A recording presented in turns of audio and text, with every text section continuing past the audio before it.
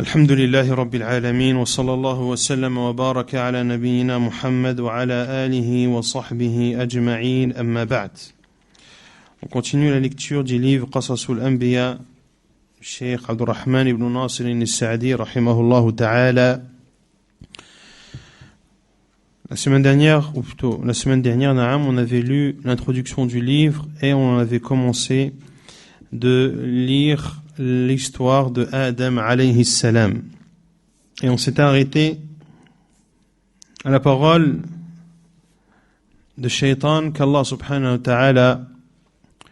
a cité dans Surat Sad, Qala Rabbi fa'anzirni ila yawmi yub'athun. Ô Seigneur, accorde-moi un délai jusqu'au jour où ils seront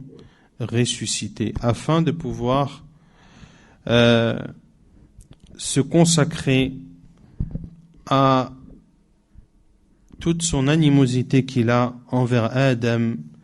et sa descendance. C'était bien là qu'on s'est arrêté. ثم قال رحمه الله تعالى ولما كانت حكمة الله اقتضت أن يكون الآدمي مركبا من طبائع متباينة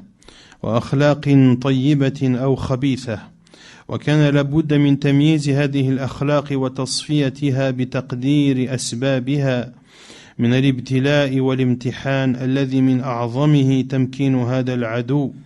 من دعوتهم إلى كل شر أجابه فقال فإنك من المنظرين إلى يوم الوقت المعلوم فقال لربه معلنا معصيته وعداوته آدم وذريته قال فبما أغويتني لأقعدن لهم صراطك المستقيم ثم لآتينهم من بين أيديهم ومن خلفهم وعن أيمانهم وعن شمائلهم ولا تجد أكثرهم شاكرين قال إبليس هذه المقالة ظنا منه لأنه عرف ما جبل عليه الآدمي ولقد صدق عليهم إبليس ظنه فاتبعوه إلا فريقا من المؤمنين. Et parce que la sagesse d'Allah subhanahu wa ta'ala a fait en sorte que l'être humain soit doté de natures différentes et de comportements bons ou mauvais. Il était donc nécessaire de différencier ces différents comportements et de les épurer en décrétant des causes comme l'examen, al-ibtila, les épreuves. Et parmi ces plus grandes épreuves à travers lesquelles Allah subhanahu wa ta'ala différencie le bon du mauvais, le fait d'avoir donné la possibilité à cet ennemi, à savoir le diable, de pouvoir appeler les fils d'Adam à tout mal. Allah subhanahu wa ta'ala a dit au diable, lorsqu'il a demandé à Allah Azza wa Jal de lui accorder un délai, Allah Azza wa Jal dit selon le sens, قَالَ فَإِنَّكَ مِنَ الْمُنظَرِينَ. Tu es celui à qui l'on a accordé un délai supplémentaire. إِلَى يَوْمِ الْوَقْتِ الْمَعْلُومِ. Jusqu'au jour de l'heure connue. Et le diable, Iblis, a dit à Allah subhanahu wa ta'ala, pour montrer ouvertement sa désobéissance et son animosité vis-à-vis de Adam et de sa descendance,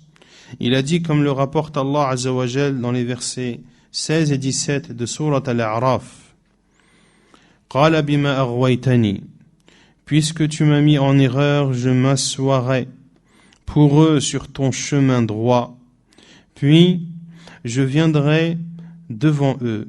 derrière eux, à leur droite et à leur gauche, et tu ne trouveras parmi eux que très peu de reconnaissants. Iblis a dit cette parole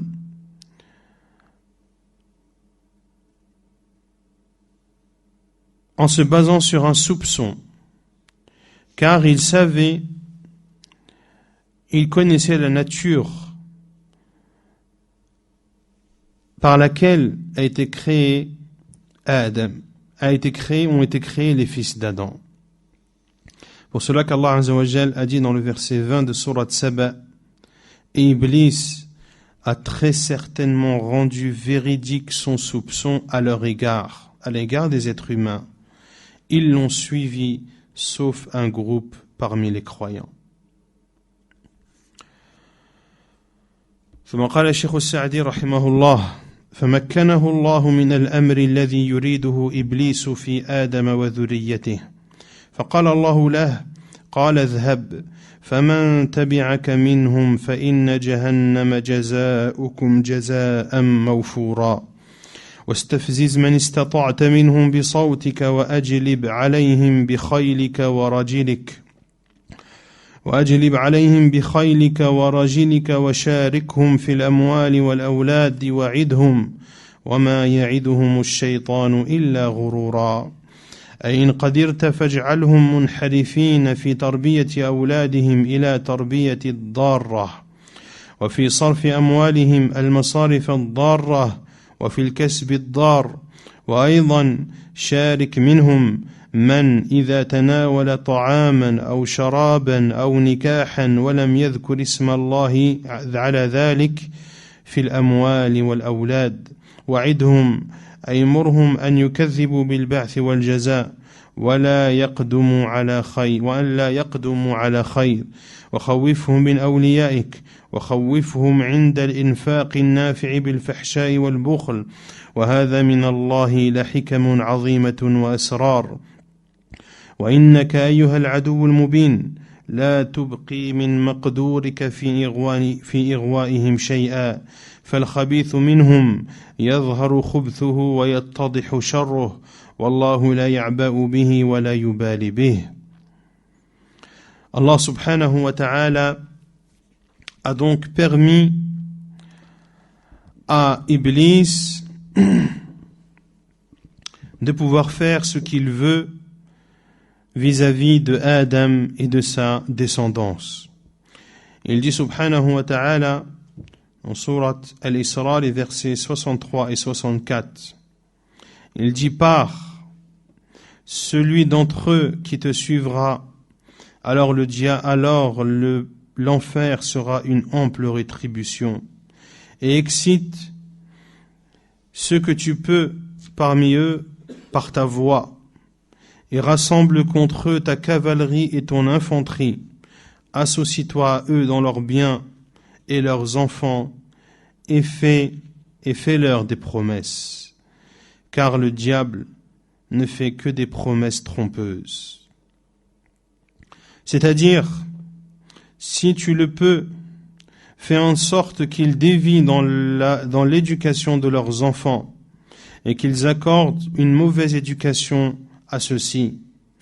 et fais en sorte qu'ils dépensent leur argent d'une façon néfaste,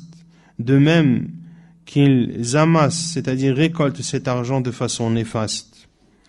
Également, associe-toi à eux lorsque l'un d'entre eux mange ou boit ou a un rapport intime sans prononcer le nom d'Allah dans leurs biens et dans leurs enfants, et fais-leur des promesses, c'est-à-dire ordonne-leur de traiter de mensonge la résurrection et la rétribution, ordonne-leur de ne pas accourir vers le bien, fais-leur peur, fais-leur redouter tes alliés, fais-leur redouter le fait de donner dans le sentier d'Allah en leur faisant craindre la pauvreté et en faisant d'eux des avares. Et ceci de la part d'Allah Azza wa Jal contient des sagesses immenses et des secrets. Et toi, ô ennemi manifeste, tu ne conserveras de ta capacité à les séduire, tu ne conserveras rien de ta capacité à les séduire, car le mauvais parmi eux, son côté mauvais sera apparent, et Allah ne lui prêtera aucune attention. وأما خواص الذرية من الأنبياء وأتباعهم من الصديقين والأصفياء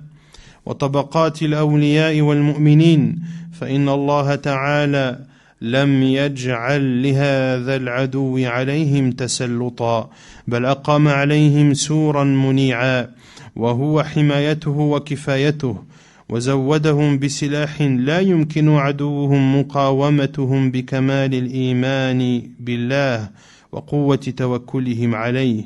إنه ليس له سلطان على الذين آمنوا وعلى ربهم يتوكلون ومع ذلك فأعانهم على مقاومة هذا العدو المبين بأمور كثيرة.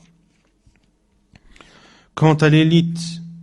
de la descendance de Adam alayhi salam, parmi les prophètes, ceux qui les ont suivis, parmi les véridiques, les saints et les croyants, Allah subhanahu wa ta'ala a fait en sorte que leur ennemi n'ait pas de pouvoir sur eux. Il a même établi face à eux des murs protecteurs qui sont sa protection et sa suffisance subhanahu wa ta'ala, et il leur a accordé une arme devant laquelle leur ennemi ne peut rivaliser, cette arme qui est leur foi complète en Allah Azza wa Jal et la force de la confiance qu'ils placent en lui. Il dit subhanahu wa ta'ala dans Surat An-Nahl, les abeilles, le verset 99, il n'a aucun pouvoir sur ceux qui ont cru et sur ceux qui placent leur confiance en leur Seigneur. Et au-dessus de tout cela, il les a aidés, ou il les aide à faire face à cet ennemi manifeste de façon différente et multiple. Puis le cheikh cite les causes et les façons à travers lesquelles Allah subhanahu wa ta'ala aide les croyants à se protéger du diable. قال الشيخ السعدي أنزل عليه كتبه المحتوية على العلوم النافعة والمواعظ المؤثرة والترغيب إلى فعل الخيرات والترهيب من فعل الشرور. Allah Azza wa Jalla a descendu sur eux son livre qui contient des sciences bénéfiques, des exhortations touchantes,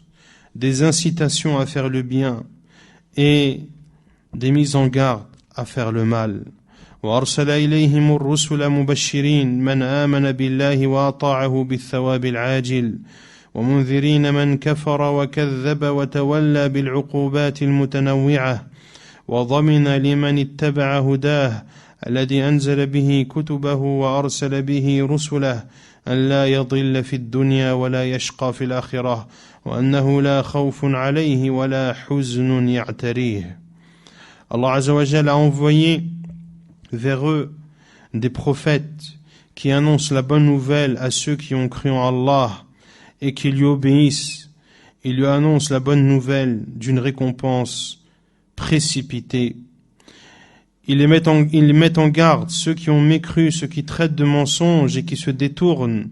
de châtiments divers et variés. Et Allah Azza wa Jal a garanti à celui qui suit sa guidée,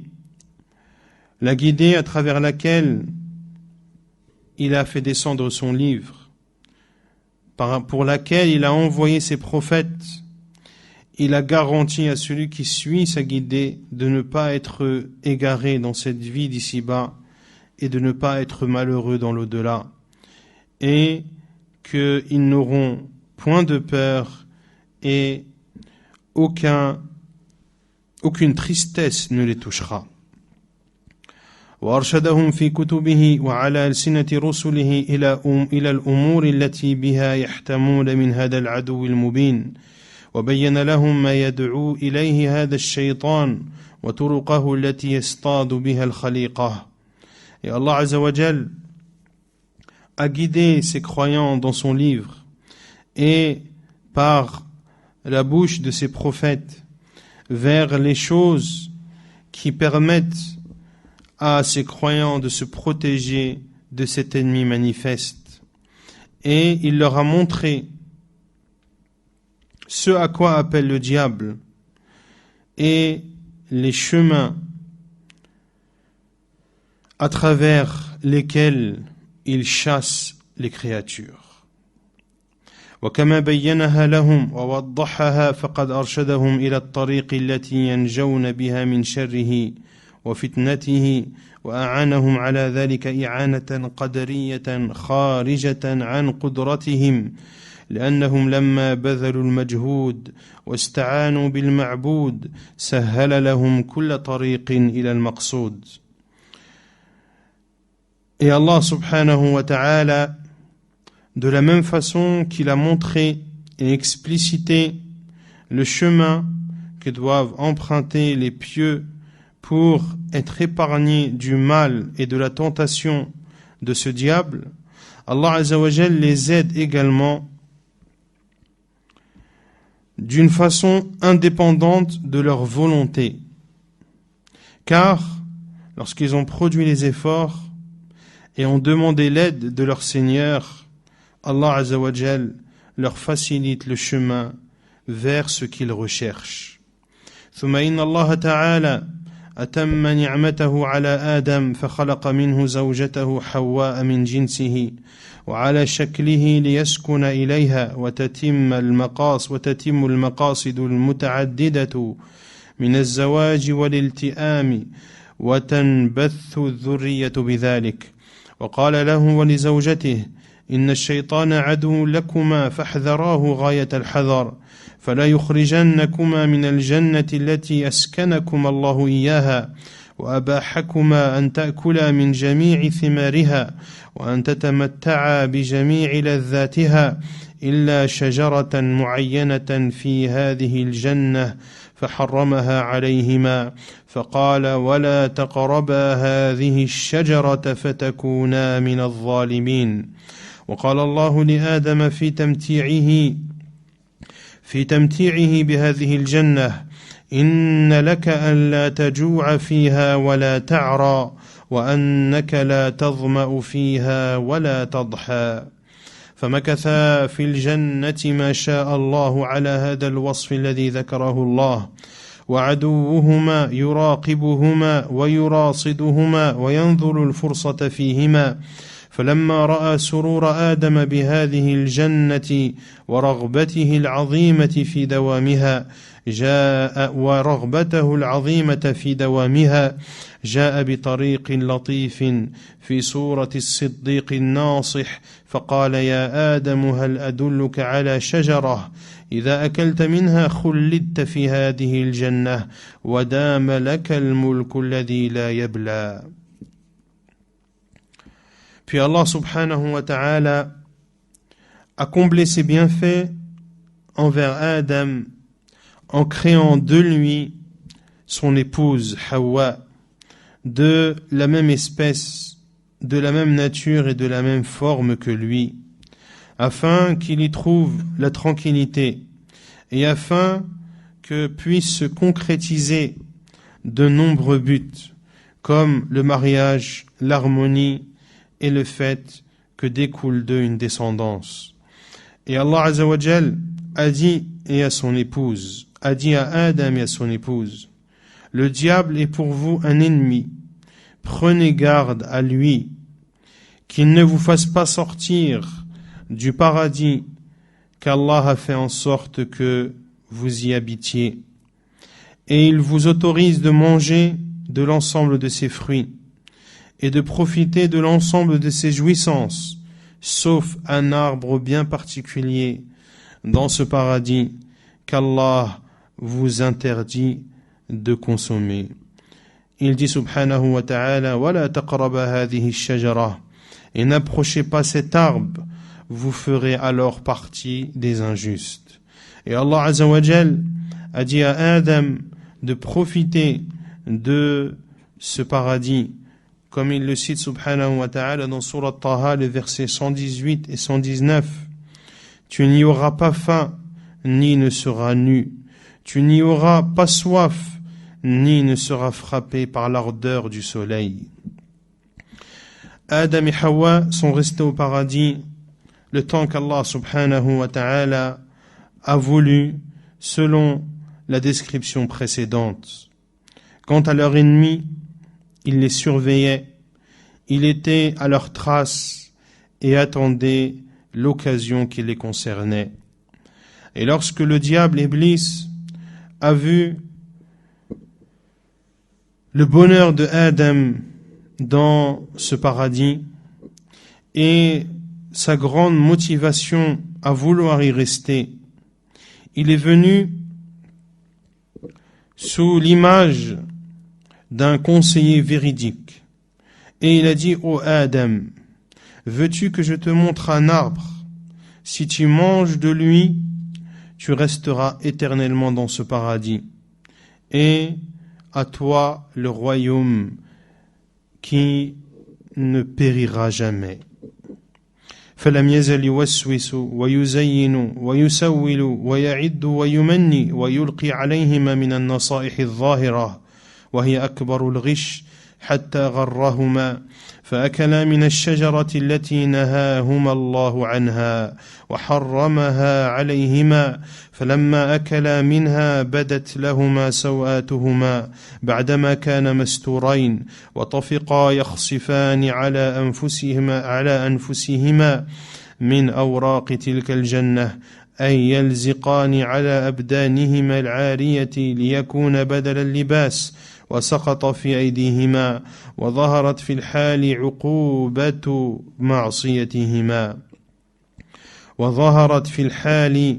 عقوبة معصيتهما وناداهما ربهما ألم أنهكما عن تلكما الشجرة وأقل لكما إن الشيطان لكما عدو مبين فأوقع الله في قلوبهما التوبة التامة والإنابة الصادقة فتلقى آدم من ربه كلمات فتاب عليه قال ربنا ظلمنا أنفسنا وإن لم تغفر لنا وترحمنا لنكونن من الخاسرين. Le diable n'a cessé de les troubler, de leur insuffler de ses mauvaises idées, de leur embellir, de leur promettre, jusqu'à les avoir trompés, et qu'ils aient mangé de cet arbre qu'Allah leur avait interdit de manger. Et lorsqu'ils ont mangé de cet arbre, leur nudité apparut. Leur nudité apparut après qu'elle ait été auparavant cachée. Ils se mirent alors à cacher leur nudité avec les feuilles du paradis, c'est-à-dire qu'ils collaient les feuilles sur leur corps nu afin que ces feuilles prennent la place de leurs vêtements. Et à ce moment-là est apparu le châtiment de leurs péchés. Leur Seigneur les appela et leur dit: ne vous avais-je pas interdit de manger de cet arbre? Et ne vous avais-je pas dit que le diable était pour vous un ennemi manifeste? Allah Azza wa Jalla a leur fait en sorte à leur inculquer dans leur cœur le repentir sincère, le repentir complet et le retour sincère. فَتَلَقَّى آدَمُ مِنْ رَبِّهِ كَلِمَاتٍ فَتَابَ عَلَيْهِ. Adam a reçu des paroles de son Seigneur qui lui a pardonné. Ils ont dit, comme Allah Azza wa Jalla le dit dans Surat Al-A'raf, le verset 23, ils ont dit, c'est-à-dire Adam et Hawa: ô notre Seigneur, nous avons offensé nos propres personnes, et si tu ne nous pardonnes pas, et si tu ne nous fais pas entrer dans ta miséricorde, nous ferons alors partie des perdants. فتاب الله عليهما ومحى الذنب الذي أصابا ولكن الأمر الذي حذرهما الله منه وهو الخروج من هذه الجنة إن تناولا منها تحتم وقضى فخرج منها إلى الأرض التي حشى خيرها بشرها وسرورها بكدرها وأخبرهما الله أنه لا بد أن يبتليهما وذريتهما وأن من آمن وعمل صالحا كانت عاقبته خيرا من حالته الأولى ومن كذب وتولى فآخر أمره الشقاء الأبدي والعذاب السرمدي. Allah Azza wa Jal accepta alors leur repentir et effaça le péché que Adam et Hawa ont commis. Mais le sujet ou l'ordre qu'Allah Azza wa Jal, la chose sur laquelle Allah Azza wa Jal les avait mis en garde, à savoir qu'ils sortiraient du paradis s'ils mangeaient de cet arbre, cet ordre s'est avéré et ils sont sortis du paradis vers la terre, dont les maux remplacent les biens du paradis et les peines remplacent les joies du paradis. Et Allah leur a informé qu'il est obligatoire qu'ils soient éprouvés, eux et leur descendance, et que celui qui croit et fait de bonnes œuvres, sa fin sera meilleure que la première situation de Adam lorsqu'il était au paradis, et que celui qui traite de mensonges et se détourne, alors sa destinée sera le malheur et le châtiment permanent. وحذر الله الذرية منه فقال يا بني آدم لا يفتننكم الشيطان كما أخرج أبويكم من الجنة ينزع عنهما لباسهما ليريهما سواتهما إنه يراكم هو وقبيله من حيث لا ترونهم. Et Allah subhanahu wa ta'ala a mis en garde la descendance de Adam contre le diable. Il dit subhanahu wa ta'ala: ô fils d'Adam, ne soyez pas tentés par le diable, comme il a fait sortir vos pères et mères, votre père et votre mère du paradis, leur arrachant leurs vêtements pour leur rendre visible leur nudité. Innahu yarakum, il vous voit, lui et son groupe, alors que vous ne les voyez pas.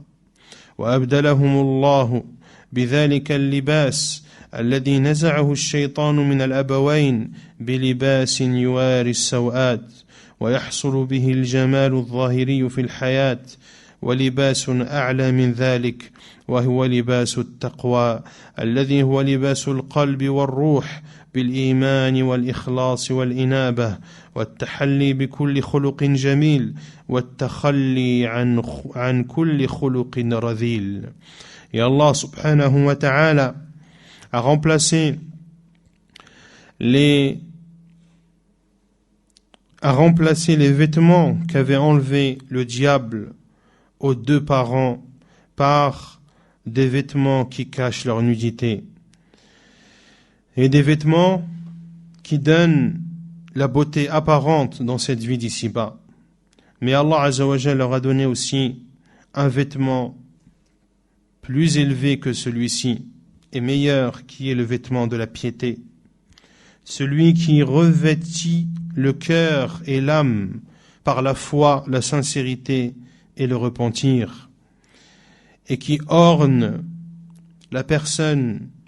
de tous les comportements louables et les préserve ou les purifie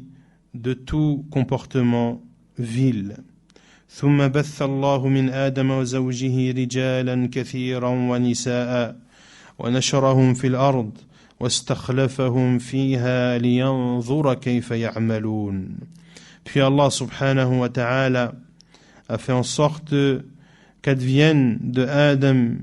et de son épouse de nombreux hommes et femmes, et il a fait en sorte qu'ils se propagent sur terre et les a fait hériter afin de voir de quelle façon ils vont œuvrer. ونكتفي بهذا القدر سبحانك اللهم وبحمدك أشهد أن لا إله إلا أنت أستغفرك وأتوب إليك.